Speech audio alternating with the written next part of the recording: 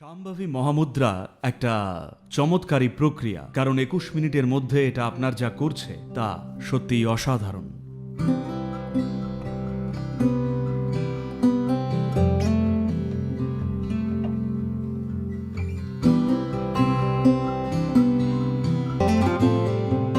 তো শাম্ভবী কি? কোনো কিছুর আয়ু, সক্ষমতা, সামর্থ্য, প্রভাবশীলতা সবকিছুই নির্ভর করে কতটা ভালোভাবে সেটা ইঞ্জিনিয়ার করা। কেন ভাবছেন আপনার বেলাতেও তা সত্য নয়? আপনি কত ভালোভাবে ইঞ্জিনিয়ার তা আপনারও জীবনের এই সমস্ত ক্ষেত্রগুলো নির্ধারণ করবে। তো এটাই ইনার ইঞ্জিনিয়ারিংয়ের তাৎপর্য। আমরা দেখছি কিভাবে নিজেকে গড়া যায়। জীবনযাপন করতে করতে শরীর আহত, ক্ষয়প্রাপ্ত হয়। আপনার মানসিক কাঠামো নানানভাবে ক্ষয়প্রাপ্ত হয়। কি মোকাবিলা করছেন, কি ধরনের পরিস্থিতি দিয়ে যাচ্ছেন তার ভিত্তিতে শরীর আর মন অনেক ধরনের ঘাত প্রতিঘাত দিয়ে যায়। তাই উদ্দেশ্য হল নিজের শক্তিকে এমনভাবে রাখা যাতে তারা প্রতিদিনকার এই সমস্ত ক্ষয়ক্ষতিকে সারানোর জন্যে সক্রিয় থাকে। আপনি নিজের এনার্জি সিস্টেম বা শক্তিতন্ত্রকে কতটা তীব্রভাবে সক্রিয় রাখছেন তার উপরেই কত দ্রুত মেরামতির কাজ হবে সেটা নির্ভর করে। তো প্রতিদিনই মেরামতি হওয়াটা দরকার, কারণ এই মেশিনটার রক্ষণাবেক্ষণ ভেতর থেকেই হয়। তাই আপনার ভেতরে শক্তির সেই মাত্রাটাকে নির্দিষ্ট একটা স্তরে রাখলে কোনো ক্ষয়ক্ষতি হয় না, হলেও খুব সামান্য। এটা শাম্ভবীর একটা দিক। আপনাদের অনেকেই, আমি নিশ্চিত অনেকেরই অভিজ্ঞতা হয়েছে, যদি আপনি রোজ সাধনা করেন, শুধু পূর্ণিমা এলে সাধনা করলেন সেটা আলাদা ব্যাপার। যদি রোজ প্র্যাকটিস করেন তাহলে দেখবেন আপনার শরীর আর মন প্রায় সব কিছু থেকেই খুব দ্রুত সেরে ওঠে, অনায়াসেই। তার কারণ শুধুমাত্র আপনার জীবনী শক্তিকে শাম্ভবীর মাধ্যমে একটা উচ্ছ্বসিত অবস্থায় রাখা হয়েছে বলে। এই প্রাণোচ্ছ্বাসের মাধ্যমে আপনার শরীরে একটা নির্দিষ্ট ধরনের রাসায়নিক অবস্থা বা কেমিস্ট্রিও তৈরি হয়ে থাকে। এই ডিজাইনটাই এমন যে একটা নির্দিষ্ট মাত্রার সুখানুভূতি হয়। কারণ ছাড়াই গুনগুন গুনগুন করবেন। বেশিরভাগ মানুষ বাথরুমেও গাইতে পারে না। আর যত বেশি আনন্দময় হয়ে থাকেন ততই বেশি বেশি করে নির্লজ্জ হয়ে ওঠেন। হ্যাঁ, এমনকি আমিও গাইতে চাই, গান জানি বলে নয়, বরং আমি নির্লজ্জ তাই।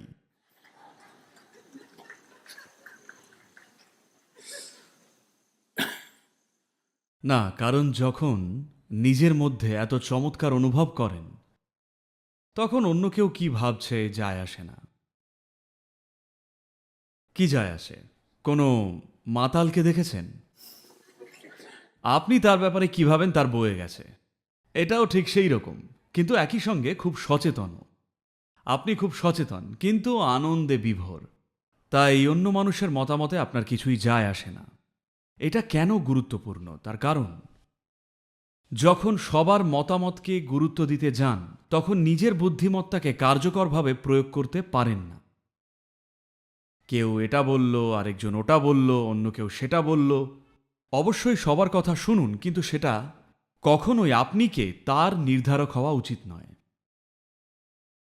এই স্বাধীনতাটা শাম্ভবী আপনাকে কার্যকরভাবে দেয়। আমি তো বলবো ৬ সপ্তাহের প্র্যাকটিসেই আপনি এটা অনুভব করা শুরু করবেন যে বাইরের শক্তিগুলো আছেই, কিন্তু তারা আপনার কর্মের দিশা খুব একটা আর নির্ধারণ করতে পারে না। আর এটা খুব গুরুত্বপূর্ণ।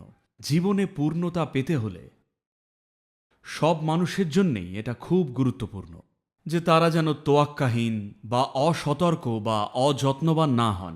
সবার কথা শুনুন, কিন্তু এগিয়ে যান নিজের বিচার বুদ্ধি অনুযায়ী। এটা সত্যিই খুব গুরুত্বপূর্ণ। তা না হলে প্রতি ২ মিনিট অন্তর জীবনের দিশা বদলাতে থাকবেন, আর এইভাবে স্পষ্টতই কোথাও পৌঁছবেন না। যায় আসে না। আপনি হয়তো প্রতিভাবান, হয়তো সক্ষম, হয়তো বুদ্ধিমান, কিন্তু যদি বারবার দিক বদলাতে থাকেন তাহলে কোথাও গিয়ে পৌঁছবেন না। প্রত্যেকের কার্মিক উপাদান আর বুদ্ধিমত্তা নির্দিষ্ট একটা সুরে বাঁধা। এটা মেশিনের মতো নির্দিষ্ট দিকেই কাজ করে চলে। যদি আপনি দিক বদলাতে চান, You must consciously change. অবশ্যই সচেতন হয়ে বদলান। কখনোই কেউ শুধু এদিক বা ওদিকে ঠেলছে বলে দিক বদলাবেন না। এই স্বাধীনতাটা সম্ভাবী মুদ্রা করলে স্পষ্ট লক্ষ্য করবেন। কারণ এই স্বাধীনতাটা আসে যখন শরীরের পঞ্চকোষের যে মাত্রাটা, অর্থাৎ শরীরের যে 5টি কোষের কথা আমরা বলি, ভৌত শরীর, মানসিক শরীর, আর বাকি দুটো হলো এথেরিক শরীর আর আনন্দময় শরীর। এই 4টি স্তরের মাঝের স্তরটি আপনার ব্যাপারে প্রচুর তথ্য বহন করে। যখন মধ্যেখানের প্রাণময় কোষ বা এনার্জি বডিটা খুব সক্রিয় থাকে, তখন যা কিছু ভেতরে সঞ্চিত আছে তা আপনার শরীর ও মনকে ভারাক্রান্ত করে না। আমরা জানি না আপনি কি ধরনের কর্মের বোঝা এখন বয়ে চলেছেন, কিন্তু গুরুত্বপূর্ণ বিষয় হলো এটাকে নিজের রোজকার কাজকর্ম থেকে আলাদা করা। আপনি এখন কেমন সেটা থেকে আলাদা করা। এই মুহূর্তে আপনি কেমন আছেন তা আপনি ঠিক করেন। কি ধরনের কর্ম বইছেন তার দ্বারা নয়, সেটাকে নিয়ন্ত্রণের অনুমতি দিলে সবকিছুই প্রবৃত্তি তাড়িত হয়ে যায়, সবকিছু অন্য কোথাও থেকে চালিত হয়। বা অন্য কথায় বললে, আপনার অতীতটাই বারবার করে ঘটবে, জীবনে ভবিষ্যতে নতুন কিছু হওয়ার অবকাশ দেবে না। প্রচুর সংখ্যক মানুষ এর ভুক্তভোগী। সবসময় তাদের অতীত ঠিক করে আগামীকাল তারা কি করবে। না, আগামীকাল কি করবেন তা কখনোই গতকাল দ্বারা নির্ধারিত হওয়া উচিত নয়। আমাদের আগামীকালের কর্মপন্থা আমরা আগামীকালে যা দেখতে পাচ্ছি তার সঙ্গে মানানসই হওয়া উচিত। কিন্তু যখন আপনার এনার্জি বডি বা শক্তি শরীর যথেষ্ট প্রাণবন্ত থাকে না, তখন গভীরে চাপা অতীতটাই বারবার নানানভাবে বাস্তবে প্রকাশ পেতে থাকে। সেটা আপনাকে নিজের পথ বাছার কোনো অবকাশই দেয় না, আপনাকে একটা নির্দিষ্ট দিকেই ঠেলতে থাকে। তো সম্ভাবী মহামুদ্রা একটা চমৎকারী প্রক্রিয়া, কারণ 21 মিনিটে এটা আপনার মধ্যে যা করছে তা সত্যিই অসাধারণ। আর সর্বোপরি এটা অনেকটা ঠিক, আপনাকে আসলে কিছুই করতে হবে না, শুধু জায়গাটা পরিষ্কার রাখা, বাকিটা নিজে থেকেই হবে। এই অনুশীলনটা সেই অর্থে আসলে কোনো অনুশীলনই নয়। অনুশীলন নয় বলছি তার কারণ আরও অন্য ধরনের সাধনা আছে যা আমাদের সিস্টেমকে অন্য স্তরে নিয়ে যেতে করা হয়ে থাকে। এই সাধনাটা বরং অনেকটা প্রাণ প্রতিষ্ঠার মতো।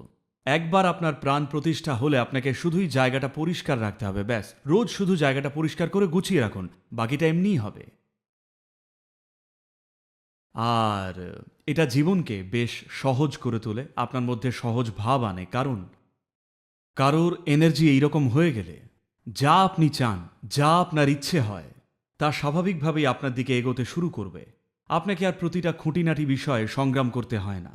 এটা আপনাকে আজকে কেমন হতে চান সেটা বাছার স্বাধীনতা দেয়। যায় আসে না গত 10 বছর কেমন ছিলেন, আজ আপনাকে বেছে নেওয়ার স্বাধীনতাটা দেবেই। স্বাধীনতা মানে, দেখুন, প্রায় যে কোনো কিছুই আপনার মাথা খারাপ করে দিতে পারে। খেয়াল করেছেন কখনো? তো যদি সময়ের সাথে কম ক্ষেপে ওঠেন, যদি চারপাশের পরিস্থিতির দ্বারা ক্রমশ আরও কম প্রভাবিত হন, চারপাশের ব্যাপারে তীব্র পছন্দ অপছন্দ ভাবটা কমে যায়, জীবন তখন একটা আরাম পায়। একে ঘৃণা করি, এখন এখানে আর আরামে বসতেই পারবেন না। যায় আসে না উনি আমায় ঘৃণা করেন কিনা, আমি ভালোই আছি। ওকে, উনি আমায় ঘৃণা করলে আমি ওনাকে গিয়ে হয়তো আই লাভ ইউ বলবো না, কিন্তু ঠিক আছে, উনি ঘৃণা করলে সেটা ওনার প্রবলেম, আমি দারুণ আছি। এটা জীবনের ওপরে এই স্বাধীনতাটা আপনাকে দেবে যে বাইরের কোনো শক্তি আপনি কেমন ব্যক্তি সেটা ঠিক করতে পারবেন।